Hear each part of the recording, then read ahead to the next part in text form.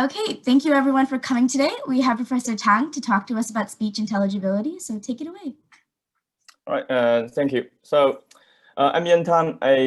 I'm an assistant professor in the Department of Linguistics in the University of Illinois at Urbana-Champaign. So apart from regular teaching in the university, I also do research in speech technologies such as speech intelligibility enhancement in long-ideal listening conditions using perceptually motivated context-sensitive speech modification algorithms.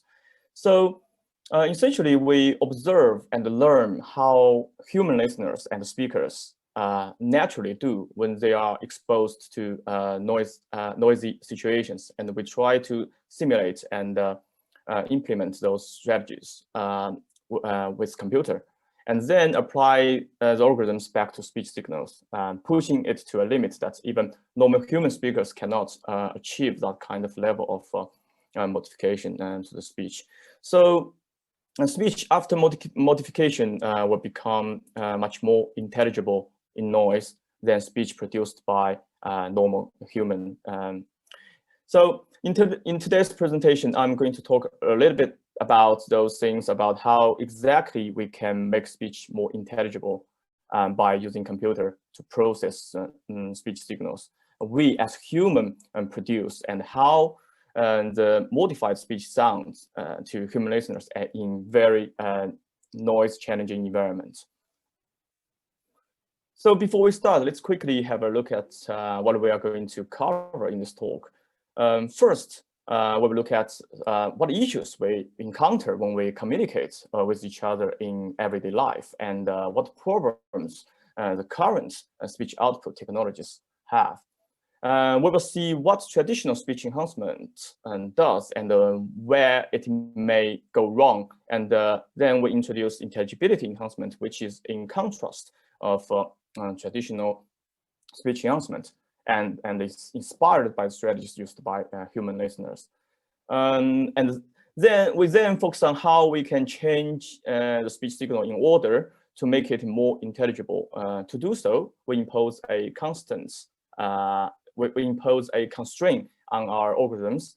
That is, we cannot just simply increase the volume of the speech because we know that it is an effective approach to make us hear better. And we'd like to go further than that. So instead, we maintain speech volume to see if we still can make it more intelligible with some modifications on the signal itself. And finally, we look at the results from the Hurricane Challenge. That was an international contest where 30 different modification algorithms were evaluated and compared in terms of their benefits in improving intelligibility in very challenging listening conditions.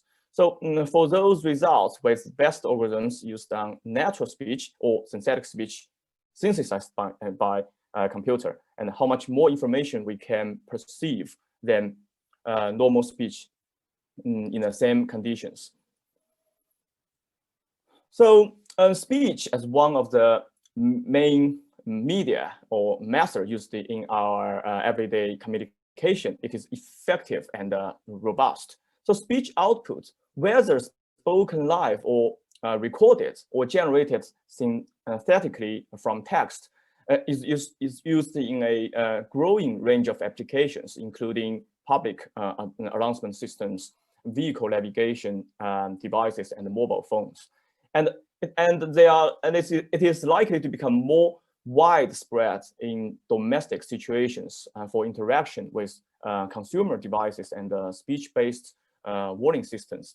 So what is the key requirement in the application of speech output technologies, such as public address system and in vehicle talking GPS, etc., in everyday settings? So that is correct message reception. So however, speech output technology is frequently encountered in less than ideal acoustic conditions, in which the speech output is negatively affected by many things, such as background noise and reverberation. For example, on a crowded train and or in a very noisy restaurant. So I believe we all have this kind of experience, that we have trouble understanding what others say to us in this kind of scenarios. And let's imagine the following situation. Say I'm on a train in an unfamiliar place. I rely on the announcement system to find out where I should get off the train. But there is an issue to me. Then let's watch the video to see where it goes wrong and what trouble I might have. This train will call at Longniddry, Drain, and North Berwick. So basically, as you can see, when the announcement system was just reporting the destination of the train, the alarm warning of the closing of the door kicked in, making it harder to understand what the announcement system was saying, basically. So because of this, I might have missed the information that was important to me. So the problem to the announcement system here is clearly that regardless of what's going on in the environment, it keeps going. It doesn't care if the information can be successfully delivered to listeners or whether the listener can understand the speech coming out of it or not. So therefore, we say speech technology, output technologies like this do not have context awareness. So because of this, many problems can happen. Say the first thing is to the failure of the failure in communication because listeners might miss the target information. And secondly, in a lot of situations, speech communication in noisy environment is a challenge for listeners with normal hearing, and not to mention what difficulties listeners with hard hearing or non-native speakers may face. So in some severe cases, accidents could happen, especially in safety-critical environments, say in a noisy very noisy factory. A evacuation message is delivered but missed by workers. So tragedy could be a consequence when speech communication fails. So right now, let's look at traditional speech enhancement to start with. So if you have a pair of noise cancellation headphones or earphones, such as Apple's and AirPods Pro, for example, then you should roughly know what noise reduction and cancellation does. So pretty simple. If we receive a speech signal that was already been mixed with noise from the environment, we apply noise reduction or cancellation algorithm on the speech signal. They can help at least remove part of the noise from the original speech signal, right? We received. So that's why most of the time when we are wearing noise cancellation headphones or earphones with the noise cancellation function being switched on, the whole world would become quieter. So here we have a couple of examples. First, we have a speech with lots of noise. Overweight charmer slip poison. So you can see we can barely hear the speech. Then we use certain noise reduction algorithm to process the speech, and this is what we can get. Overweight charmer slip poison. See, so the noise is nearly gone, although we still can hear some funny sounds like music. Usually this happens due to artifacts introduced by the processing on the algorithms. So apart from noise cancellation headphones, speech enhancements has a wide range of applications, especially at the transmission channel end of human-machine interfaces, so such as mobile phone communication. It also used for pre-processing during the pre-processing stage for automatic speech recognition. It aims to reduce the noise level in the speech signal in order to improve the accuracy of speech recognizer. So, however, the problem is, in fact, we can't wear noise cancellation headphones all the time. or the target speech can't be delivered to us via a device that is close to us enough. So especially in public places, announcements are delivered by loudspeakers usually are so far away from the audience or from the listener, for example, at the train station or airport. So even if the speech can be cleaned up by noise cancellation at the end of the loudspeaker, but the speech signal will have to travel through the distance between the loudspeaker and the listener's position to get to the listener. So during the traveling, so the signal usually is very likely to be contaminated by the ambient noise again. So when it reaches to our ear, intelligibility can be as bad as it should. Even the signal has been processed by noise cancellation. So let's listen to the same signal sample again after it is embedded back to the noise.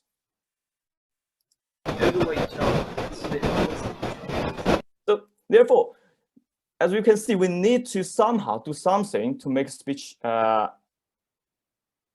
speech more intelligible, even when it's delivered to our ear with noise. So overweight jump, slip, overweight jump, slip, poison, overweight jump, slip, poison. Okay. So there is so this is where the speech intelligibility enhancements comes in. But before we look at the technical details, we have to take a look at what human speakers do when speaking in adverse listening environments. The fact is, research on speech intelligibility enhancement was largely inspired by the strategies adopted by ourselves. So for example, do you have the experience that when we speak to friends in very noisy space, say in nightclubs or discos, so where the music is excessively loud, we usually have to shout or sometimes repeat several times if the friend couldn't hear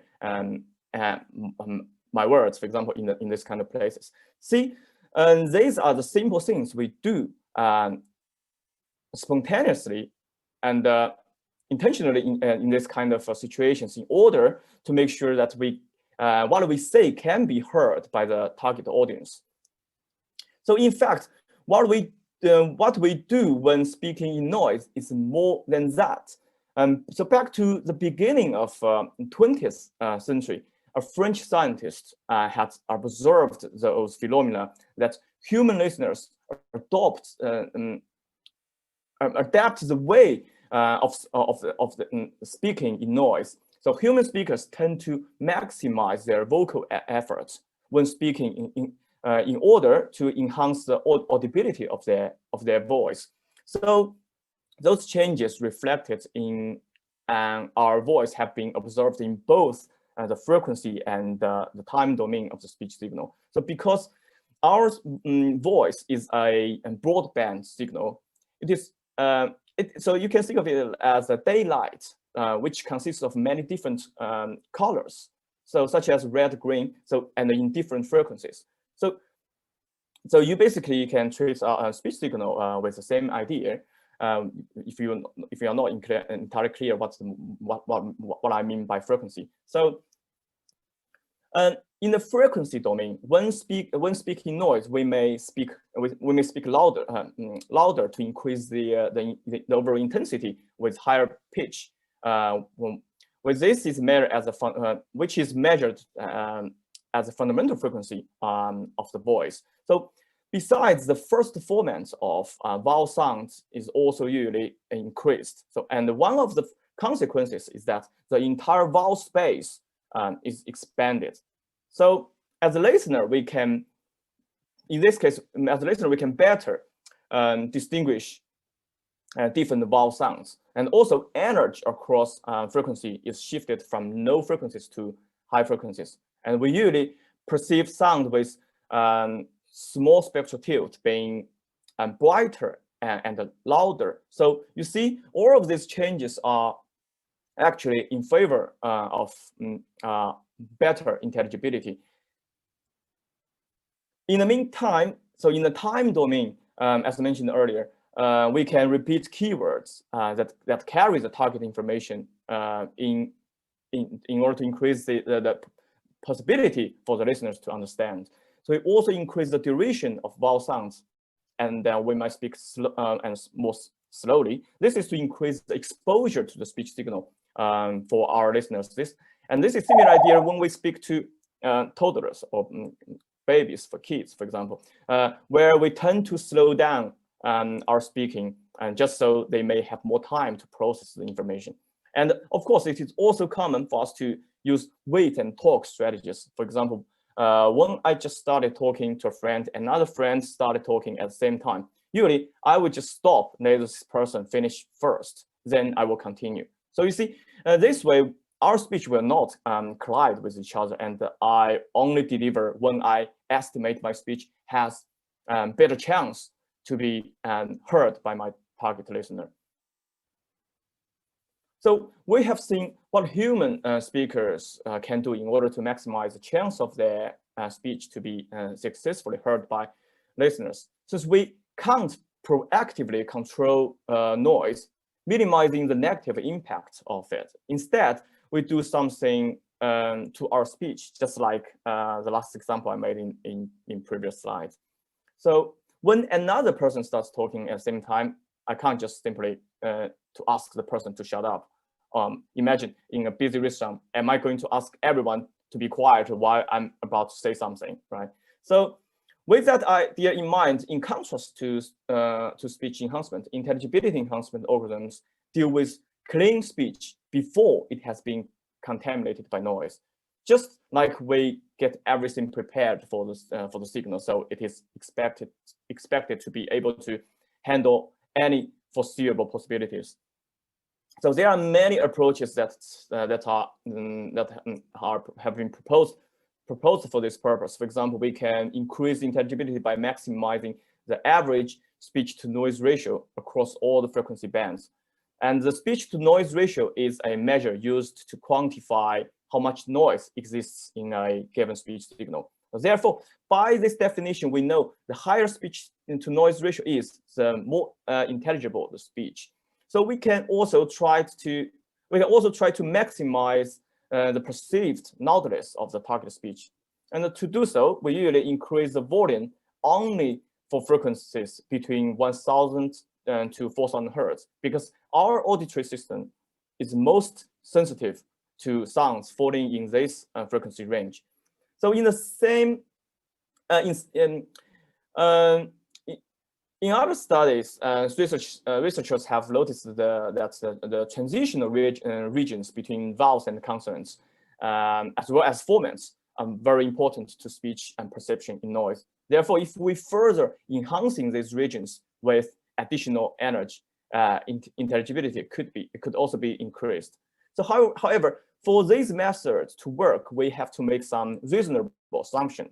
So that is, noise signal is in these situations is known, or at least we can estimate the noise with a fair accuracy, just so we can compare speech against the noise signal to decide where on speech we should enhance. Of course, most importantly, the noise signal itself can't be changed, because this basically is the motivation of this class of methods, as I mentioned earlier. So therefore, as how intelligibility enhancement methods are inspired, this class of methods are suitable for situations where listeners are in open noise environments, not directly adjacent to the end of the transmission channel.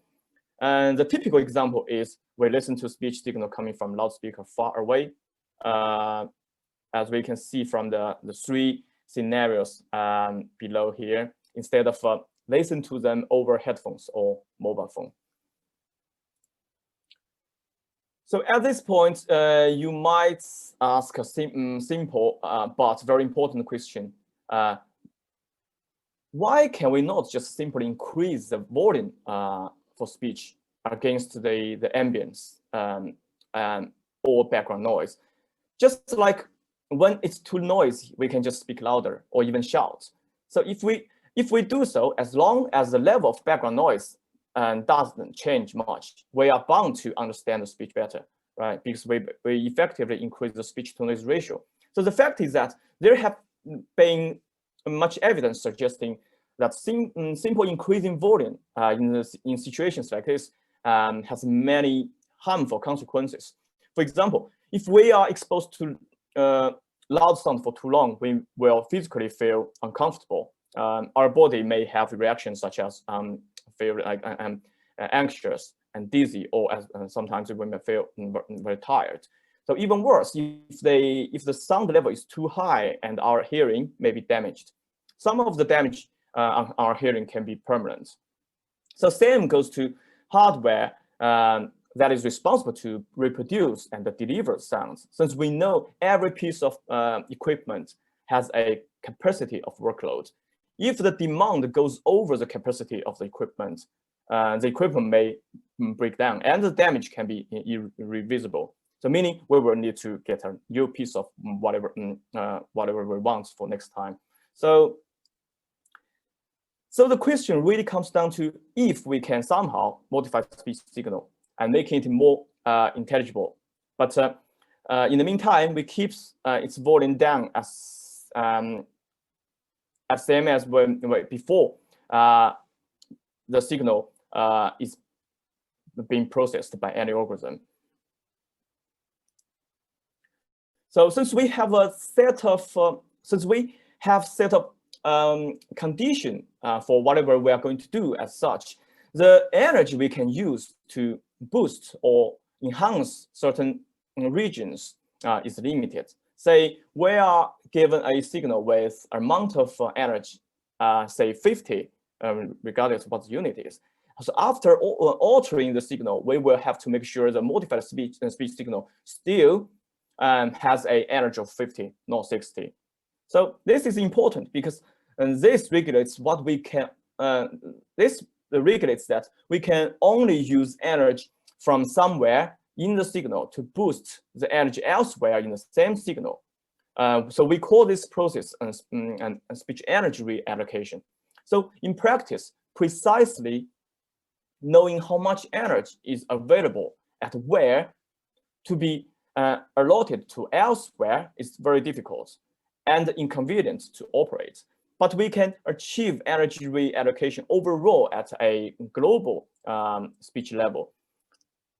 So first, we just do whatever necessary, injecting energy to places we believe that is important and likely to lead to better intelligibility for listeners. And after this step, usually we end up with a higher overall volume that's than before the signal is processed. Sometimes the volume could be lower than it used to be, but both cases are not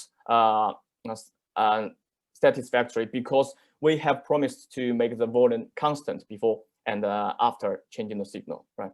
So, but that's fine. Nothing need to worry since we know the volume before the signal was modified, and we can re-normalize the energy of the modified speech back to its original, just so the volume can be reset. So in terms of implementation, mathematically, this procedure is no more than multiplying the signal by a number. If we need to reduce the level, then the number is usually between 0 and 1.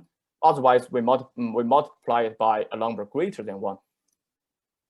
So with the two initial steps, we can effectively reallocate energy across the time domain, the frequency domain, or both domains. So here is the example. Which is called a spectrogram generated from original waveform of a speech. So it has a two-dimensional. It is a two-dimensional representation for speech signal, and we can time and the frequency, and we can see a lot of dynamics of a speech from it. So, but here we just focus on how energy has been transferred. So in this example, we can see regions in blue are the locations where energy is extracted from, and the energy eventually goes to regions in red. So those red regions have been boosted with energy from these blue regions. Of course, the degree of blue and red indicates how much energy has been extracted or injected. So have mentioned earlier, with the notion of energy reallocation, we can do many things on speech signal, temporally, spectrally, or both. So here we have a few examples for speech processed by different algorithms based on energy reallocation. We start with the original unmodified speech called baseline. Each sample will be presented in a noise with a speech-to-noise ratio of minus 6 dB in one of the noise called speech-shaped noise. So this is a very challenging condition. To give you an idea how noisy is minus 60 dB speech-to-noise ratio, if you are presented 10 words in such under such noise level, you could roughly understand 4 to 5 words in total. So here it is. So let's send them. Let's do them through to see to see which one you think is most intelligible.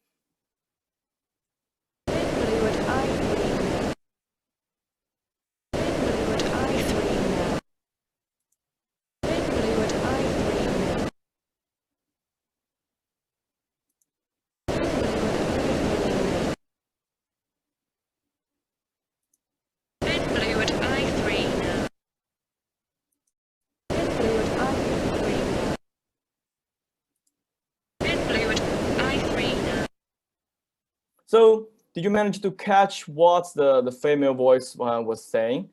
So yeah, this sentence basically is a bin blue at I3 now. So now we have come up a series of algorithms based on energy reallocation with a quick audition. Speech modified by some of the algorithms seems more intelligible than the original unmodified signal under same noise conditions. So since the impression is based on only one sample, you might be still skeptical about it, or you can argue that it appeared to be working is because I probably deliberately chosen one sample that just worked best in order to brag whatever I'm presenting here. Well, I think that's fair. Usually, when we develop any algorithm, if it appears to be working, we would have the same caution. So, what can we do to show some of the algorithm really works?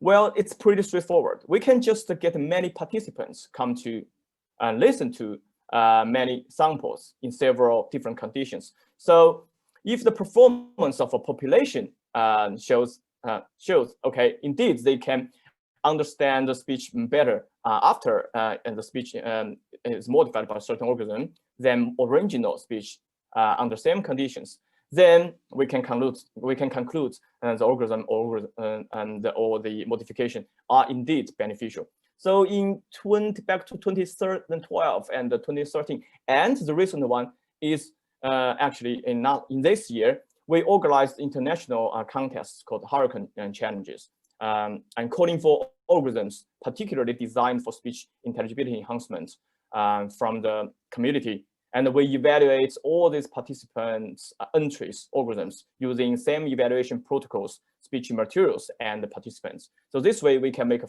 fair comparison between those participants' algorithms. Since the results for Hurricane Challenge in 2020 were only released lately, and I didn't get time to summarize the results. So here we look at the previous challenge results from previous challenges in 2012 and 2013. So the time. So the first time we received 7 entries in 2012 and 18 entries in 2013 with the baseline conditions together. We received 10 in 2012 and 20 in 2013. So, and myself submitted 2 algorithms in 2012, and the participants, listeners, were asked to identify words from sentences produced by a male talker. So each of the sentences contains 5 to 6 keywords, as we can see example here, this kind of sentences. So the sentence were mixed with two types of noise maskers at 3 different speech-to-noise ratios and presented to listeners over headphones. So the noise were speech-shaped noise, SSN, and a competing speech, that is the female voice. So we chose the SNR levels that lead to intelligibility of 25, 50, and 75%. So we can observe the performance of the organisms in different severity of noise. So finally, we asked 154 participants to evaluate the organisms in 2012 and 175 in 2013. So this means that the results I'm going to present here in the next slides are from over 100 people, which is a big population to produce trustful results. So here we have the main results from the Hurricane Challenge 2012, where I submitted 2 organisms. And they are select cell boost, and where we have actually heard the sample earlier. And the other one is opt and GP, which was developed from a different study. And therefore, and in this graphs, their performance is indicated by these blue arrows. So, and in the meantime, we can see the performance of a longboard speech indicated by the green arrows, as introduced earlier. So longboard speech is the speech produced spontaneously when a speaker speaks in noise environment. So it is not artificially modified like other organisms here. So we also take it as a baseline here. So those plots show these plots primarily show the percentage gains left by different organisms over the intelligibility of the original unmodified speech as a baseline. Say in the speech-shaped noise, the listeners can understand 85.8%. But once the speech is modified by cell boosts, let's say, listeners can understand 60.2, as the number shows, 6.2% more speech on top of the 85.8%, meaning listeners overall can understand about 92% of the speech in that condition. And of course, if you see a negative gain in any of these plots, that means the corresponding gain, that means the corresponding organism is actually harmful instead of beneficial to speech intelligibility. And then we have performance in speech-shaped noise in the panel on the left, and starting from more noise or more difficult conditions at the bottom to the top, which has the lowest noise level. And the 3 plots on the right are for the listener performance in competing speech. So overall, we have some organisms doing really great. So for example, this organism called SSDRC, developed by a lab in a Greek university. And my organisms didn't do actually bad overall compared to other organisms. The most of the time, they boost intelligibility except for the high SNR condition in competing speech, where cell boost caused some damage, possibly because of artifacts introduced by the organism. And otherwise, this organism led to speech being constantly more intelligible than non-bound speech, which is indicated by the green arrow in speech-shaped noise, meaning this noise type. And with its best performance of helping listener understand 28.6% more information than unmodified speech. So finally, let me quickly summarize what we have discussed during the talk. And the first, as what I have demonstrated, we can use computer to artificially modify our speech signal to make it more intelligible, making it more robust to noise without simply making it louder by increasing its volume. just so listeners can understand speech better, while without risking being exposed to high volume. So that may cause discomfort to us or even damage to our hearing. And second, we have further seen the speech modified by some algorithms are actually even more intelligible than long-bound speech, which is often naturally triggered when we talk in noisy environments. We do so is to increase the possibility that our speech can be successfully understood by the target listeners to our speech. So at that time, we called the modified speech that was that has better intelligibility than numbered speech, superhuman speech, because it is not something a normal human speaker can produce, especially without increasing the volume of the speech. And finally, we can envisage there is still a long way actually to go to make technologies like this benefit the society. So, for example, the issues we are still having now is how we can reduce the delay due to applying algorithm to speech, as well as how we can mitigate artifacts introduced by algorithms, making the sound more natural. Or what if the listening environment causes many echoes or reverberations, and how should we deal with that kind of acoustics?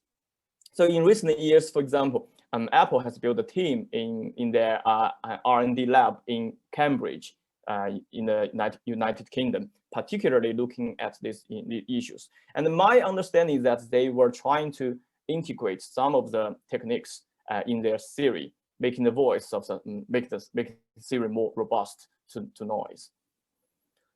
So this is the end of my talk. Thank you for listening. I hope my speech was intelligible enough so that you found the topic interesting.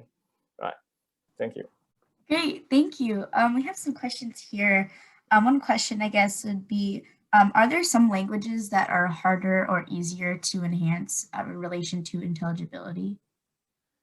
In theory, all these algorithms actually operate on the very low level physical properties of a signal, which means they are, in theory, they should be language independent. So it won't limit it to certain languages. Of course, we tested, I mean, in hurricane challenges, we tested on English. Actually, even the first 2 hurricane challenges on English. And actually, on the hurricane challenge this year, they tested on German, English, and Spanish. And myself did experiments on Spanish as well. So I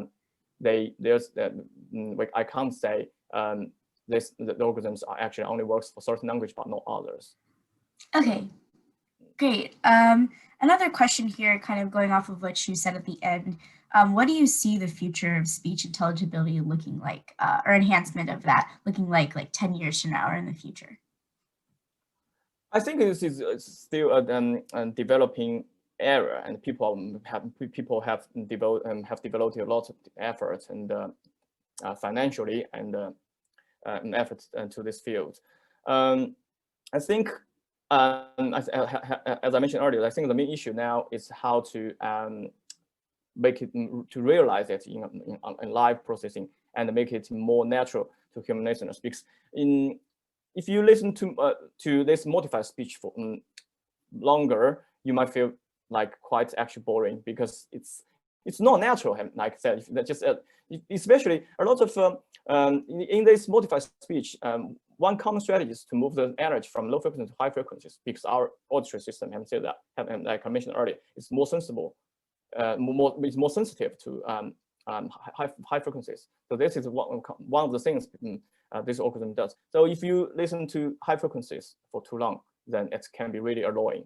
So this is some issue we need to deal with. And the other thing people now is working on is not only look at how they can improve intelligibility, but also how these algorithms can reduce the listening efforts. So this is on a higher level in our brain. So I think this is this is basically the direction where the research in this field is going at this moment. Great.